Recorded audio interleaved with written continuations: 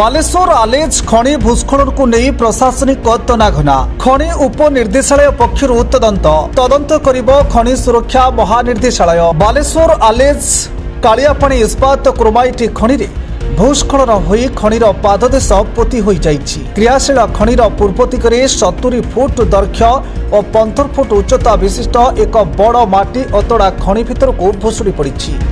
एथिसह सेही स्थान रे माटी ओबी बोहा कामरे नियोजित थिबा दुईटी बड़ टिपर म्यान 60 फुट पाखापाखि गभीरता पानी कादुआ भितर को धसी जाई संपूर्ण पोती हो जाइछि। पार्श्वरे माटी काटुथिबा एक 100 फीटर अधा अधी पोती हो जाइछि। ए समय खनिरे कार्यरत संपृक्त दुई टिपर चालक प्रति महांत बयस 37 और निकुंज प्रधानी बयस 34, सुपरवाइजर चित्तरंजन राउत और एक्साभेटर चालक क्षीरोद चंद्र नायक से पानी कादुरे बुड़ी जाइथिले। घटनास्थल में कार्यरत सहकर्मी रंजित महांत, भवानी शंकर महांत, लक्ष्मीकांत महांत और विश्वजित महांत प्रमुख एक पंटून माउंटेड पंप बा भासमान जंत्र में पानी कादुरे बुड़ी रही खनिर मध्यभाग को जाई विपदरे थिबा 4 सहकर्मी पाखे पहुंची दौड़ी सहायतारे जनक पर जनक उद्धार करी कूल को टाणी आनिथिले। सेमाने अल्पके बड़ अघटन बर्ती जाइछन्ति।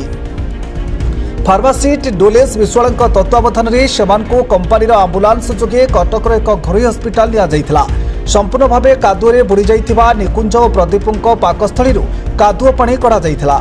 4 घंटा धरी स्वतंत्र निरीक्षण में रखा पर संध्यारे समस्त को छाड़ी दिया जाइछि। निकुंज और प्रदीप पुनर्जन्म पाइथिबा कहुछि। खनि दुर्घटना को नहीं केंद्र सरकार श्रम और नियोजन मंत्रालय धन्यवाद। खनि सुरक्षा महानिर्देशालय, DGMS, Indian Bureau of Mines IBM और राज्य सरकार खनि विभाग पक्षर तनाघना करा जाइछि।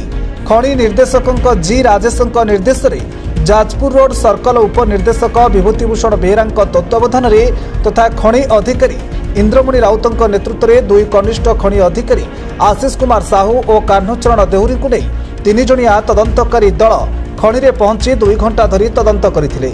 ए संपर्क में भुवनेश्वर जोन खनि सुरक्षा निर्देशक डीएमएस कृष्णेन्दु मंडल और उपनिर्देशक डीडीएमएस को पचारिबारे खूब शीघ्र सेमाने खनि परिदर्शन रे आसी सुरक्षा संपर्कित प्रतिटी दिग को तदंत करिवे बोली सूचना मिली। दुर्घटना पर खनि रे खनन और खनिज उत्तोलन कार्य बंद रखा जाइछि। सुखिंदा ब्लॉक रु रंजन कुमार दास को रिपोर्ट, फोकस प्लस।